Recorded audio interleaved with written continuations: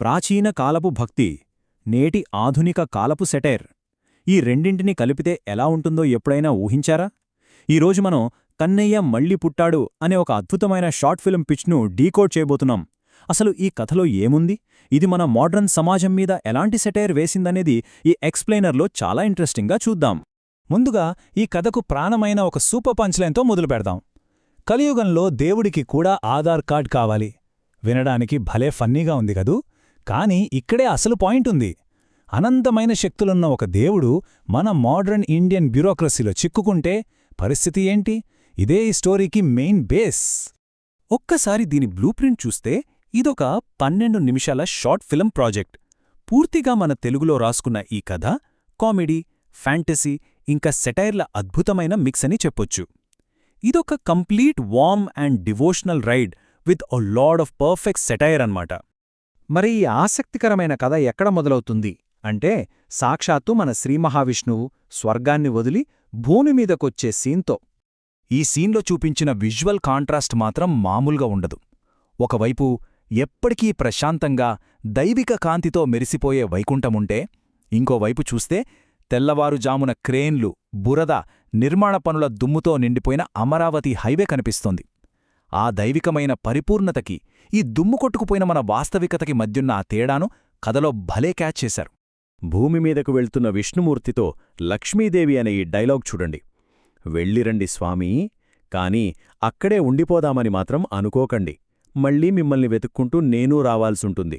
మన ఇళ్లల్లో సాధారణంగా ఆలుమగల మధ్య జరిగే క్యూట్ వార్నింగ్ లాగా అనిపిస్తోంది కదా.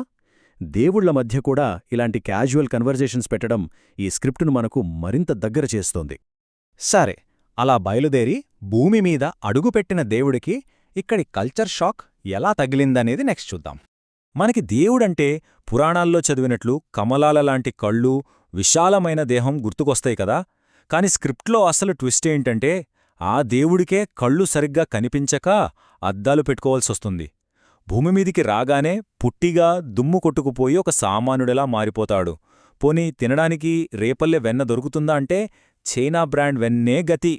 ఇక్కడ దైవిక వైభవాన్ని పక్కన పెట్టి మన డైలీ లైఫ్ ప్రాబ్లమ్స్ను దేవుడికి లింక్ చేస్తూ భలే కామెడీ జనరేట్ చేశారు.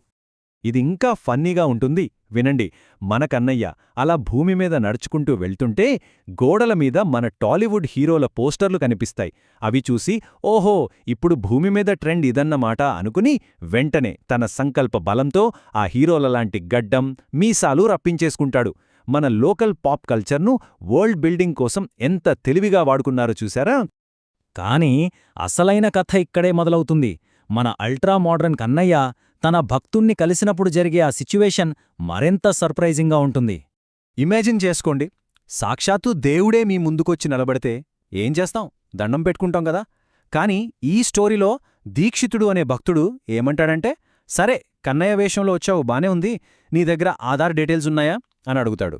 మన సిస్టమ్ ఎంత కమర్షియల్ అయిపోయిందంటే, దేవుడు ఎదురుగా ఉన్నా సరే మనం ఐడీ కార్డులు, పేపర్ వర్క్లోనే నమ్ముతున్నాం. ఈ పాయింట్ నిజంగా నవ్విస్తూనే మనల్ని ఆలోచింపజేస్తుంది.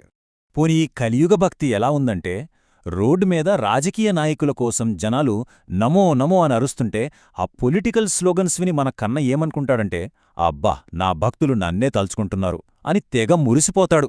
ఒక అమాయకమైన దేవుడికి మన హైలీ పొలిటికల్ సొసైటీకి మధ్యున్న గ్యాపును ఇంతకంటే పర్ఫెక్ట్ సెటైరికల్గా ఎలా చూపిస్తారు చెప్పండి? ఇక కథ క్లైమాక్స్కి వచ్చేసరికి ప్రాచీన నమ్మకాలకి మన మోడర్న్ ప్రాక్టికాలిటీకి మధ్య జరిగే సంఘర్షణ పీక్స్కి వెళ్తుంది.